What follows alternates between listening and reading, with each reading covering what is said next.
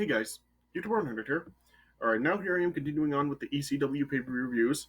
And now next up, now this is going to be a review for ECW November to Remember 1997. So this was the third ECW pay-per-view ever. Yeah, I said before, like in the last two reviews, how um, Barely Legal was overall like a pretty great show. And Hardcore Heaven 1997 really was not all that good. Yeah. So how did this show turn out? Well, I would say that this was overall it was an improvement over Hardcore Heaven, but not by all that much.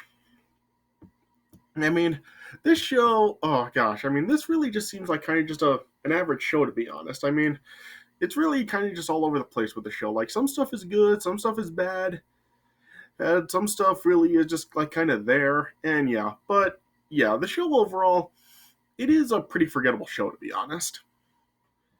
Yeah, I mean, nothing about this show really did like stick out. There wasn't really anything that memorable about it. So yeah, so this is kind of just a show that really it just kind of happened and not really anything memorable really happened about it. So yeah, that really is like the best way to really describe the show. I mean, like better than a Hardcore Heaven, but still kind of like an average show and yeah, not really anything really stood out about it to be honest.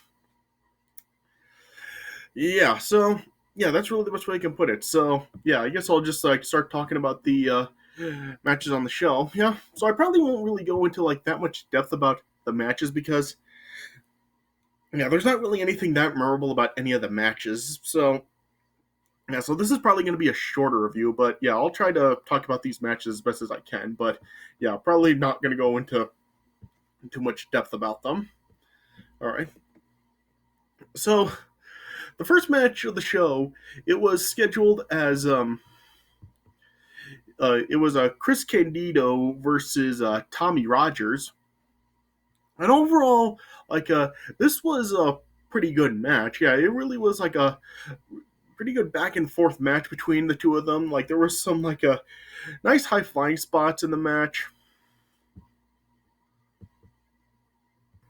Yeah, there was a lot of like high flying moves in the match. Yeah, there was like some Hurricane Ranas, superplexes, and just some other like big moves like that in the match.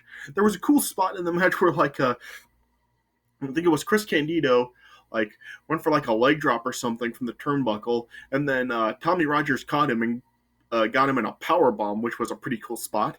Yeah, yeah. Then at one point when it looked like Tommy Rogers would have possibly had the match won, then suddenly Lance Storm then came out and started to attack Tommy Rogers, and Chris Candido and Lance Storm were double teaming Tommy Rogers, and then yeah, then eventually Jerry Lynn then also then came out to help Tommy Rogers, and then yeah, then the four guys then were just fighting with each other. Then after like they were like fought to the outside of the ring, then the referee then made the match a tag team match with Chris Candido and Lance Storm versus Tommy Rogers and Jerry Lynn. So yeah, so this was turned into a tag team match right here. Yeah, and when it became a tag team match, like the match really only lasted like a few minutes. And yeah, there were like some like just a lot of double team moves in the match. Yeah, there was a point where it looked like it may have been over when yeah, there was a point where it looked like it may have been over when Chris Candido like powerbombed Jerry Lynn from the turnbuckle down to the canvas. Yeah, but Jerry Lynn survived it. Then it eventually then ended when Chris Candido hit a Northern Lights suplex on Tommy Rogers and pinned him. So yeah, Chris Candido and Lance Storm got the win in this match. Yeah. So yeah, so overall, the match overall was pretty good. Even like when it was just Chris Candido and Tommy Rogers, it was a good match. And yeah, and the stuff like for when it became a tag team match for the 3 minutes that lasted was pretty entertaining as well. So yeah, so overall, I guess I would probably give that match probably like I guess I would give it probably like 3.5 stars. Then next up, then we had Just Incredible versus Mikey Whipwreck, and yeah, this match was kind of just like kind of there. I mean, I guess it was like a solid match. Yeah, it was just like kind of short. It was only like 7 minutes. Yeah, it really was like a solid enough, I think, back and forth match between the two. Yeah, at one point then Jason, who was at ringside with Just Incredible, tried to like get involved, but Mikey Whipwreck ended up taking him out. Yeah, then eventually then Mikey Whipwreck then hit a whippersnapper on Just Incredible, well, and he was able to pin him. So yeah, so Mikey Whipwreck ended up getting the win. Yeah, so this was like a decent match. So I guess I would probably give that like 2.5 stars. Yeah. Then after this, then we had the ECW Television Championship on the line with Taz defending against Pitbull number 2. Yeah. And this match only lasted about like 90 seconds, so yeah, so not really much like did happen in the match. Like Pitbull like hit a powerbomb and a spinning heel kick at first on Taz, yeah. Then was like just like beating Taz down with like a series of well, yeah, then Taz then like just a beat Pitbull number 2 down with like a series of Taz plexes, and yeah, then Taz then got a Taz mission on Pitbull number 2, and he submitted. So yeah, so Taz won in 90 seconds. Yeah, then afterwards, like Pitbull number 1 then tried to attack Taz, but Taz took him out as well. So then like Brockus then like got up with Taz, and Taz like tried to issue him a challenge, but a security guard stopped the confrontation. Taz attacked the guard. So like I said, the match only lasted 90 seconds, so I'm not really gonna rate that match. Like it really doesn't make much sense to really rate a 90-second match. So yeah, so I'm not gonna rate that match. Then next up, then we had the a four-way dance for the ECW Tag Team Championship. It was the FBI, consisting of Tracy Smothers and Little Guido, aka Nunzio, yeah, defending against the Dudley Boys, Axel Rotten and Balls Mahoney, and the Ganstanators, which consisted of New Jack and Cronus. So yeah, so this match really was just like all 8 guys really just like beating the hell out of each other. Yeah, it was kind of hard to really keep track of what went down in this match because all it really was like all 8 guys really like beating each other down. Yeah, there was like this one point where like almost all the guys were like on the outside of the ring, and Bubba Ray Dudley actually dove from the inside of the ring over the top rope down onto all the guys. Yeah.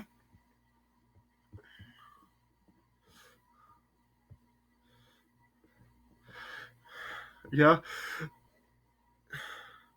yeah. Then eventually, then little Guido shoved Cronus into a Bubba Cutter, and that caused the Ganstanators to be eliminated from the match. Yeah. Then eventually, then Bubba Ray Dudley got blinded with some powder from Balls Mahoney. Yeah, then like tricked Bubba Ray Dudley into like helping him hit a 3D on Devon. So then, yeah, that caused the Dudley Boys to get eliminated. Yeah, then it was down to the FBI and Axel Rotten and Balls Mahoney. Yeah, yeah, and they like just went back and forth. Yeah, at one point, a Balls Mahoney like attempted to go for a Nutcracker Suite on Little Guido, but the referee ended up getting knocked down in the process. Then another referee came up who was Judge Jeff Jones. Yeah, and then like he was like being very dubious, like not making the 3 count for Balls Mahoney and Axel Rotten and checking on the referee. Then yeah, then as Balls Mahoney confronted Jeff Jones, he then ended up kicking Balls Mahoney in the groin. Then that allowed Little Guido to roll up Balls Mahoney and pin him. So yeah, so FBI got the win and retained the titles. So this match really was just like kind of there. Like I said, it was really just like all the guys really beating each other up. So there really wasn't like a whole lot very memorable about this. So I guess I would probably give that like a 2 3/4.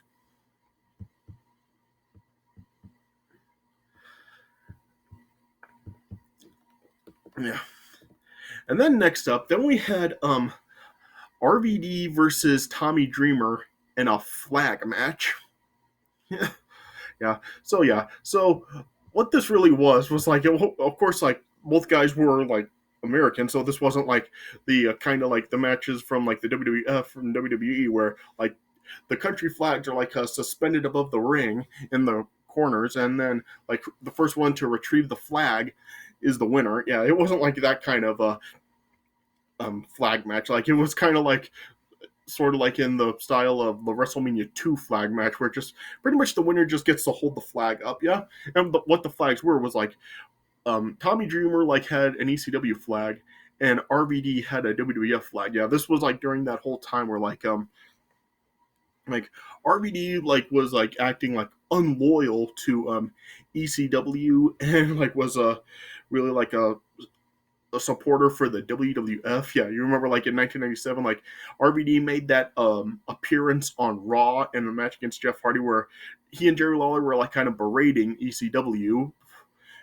Yeah, So I'll have that a link for that in the description of like RVD's appearance on Raw in 1997 when he and Jerry Lawler were like I'm like just like bashing ECW and stuff. So yeah, so if you want to see that, like kind of like to kind of just like give a hint of like what this really was about with RVD, I'll have a link for that in the description. Yeah, but yeah, this match was good. I think. Yeah, I mean, probably not really a classic, but I mean, it was is good enough. Yeah, like well, there was like some weapon used in the match where like I think like there was like some trash cans used in the match. Yeah, of course, Bill Alfonso was at ringside with RVD, so he helped RVD in the match. Like there was this one point where like they were like on the outside of the ring, and like as Tommy Dreamer like was dazed, like Bill Alfonso held a chair in front of Tommy Dreamer, and RVD kicked it into Tommy Dreamer's face. Yeah, there was a lot of usage of a chair in the match. Like I think at one point like one of them got like DDT'd on a chair. Yeah, at one point, like as RVD was hanging upside down from one of the turnbuckles, Tommy Dreamer kicked a chair into RVD's face. Yeah, so yeah, it really was just like both guys were using the chair on each other. Then at one point,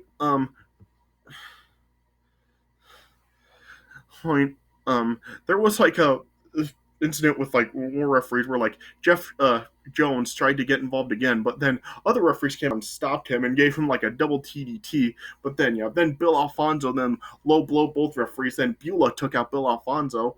Then Beulah was then trying to take over the officiating for the match, which was kind of odd. Then after Tommy Dreamer then hit like this like really brutal DDT on RVD. Like RVD like his head bounced off the canvas and it's like he like bounced back up into the air. yeah. Then as it looked like Tommy Dreamer like could have possibly won, then all of a sudden, then we had the appearances of Doug Furnace and Bill LaFon on the outside of the ring.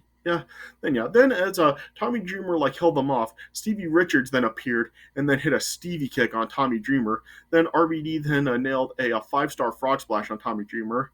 Then he like covered Tommy Dreamer, but Furnace LaFon and Stevie Richards made the 3 count. So they were declaring RVD the winner, but yeah, they weren't like official referees. So like it was kind of confusing whether or not this was actually considered an official win or not. So yeah, but yeah, the match overall it was pretty good. Yeah, probably not like a classic that it probably could have been, but still an enjoyable match. So I guess I would probably give this match like a 3.25. Yeah, and then next up, oh boy, next up we had Sabu versus the Sandman and a tables and ladders match. And oh my gosh, was this bad? Like, wow, like, oh my, like, this match was just awful. Like, what went wrong with this match? Like, seriously, Sabu and Sandman, two of the biggest stars in ECW. Like, wouldn't you think like a match between them would be like a true classic? but this match was terrible. Like, this really was just like so freaking bad. Like, what went wrong with this match? Like, seriously, just, oh man, this was terrible.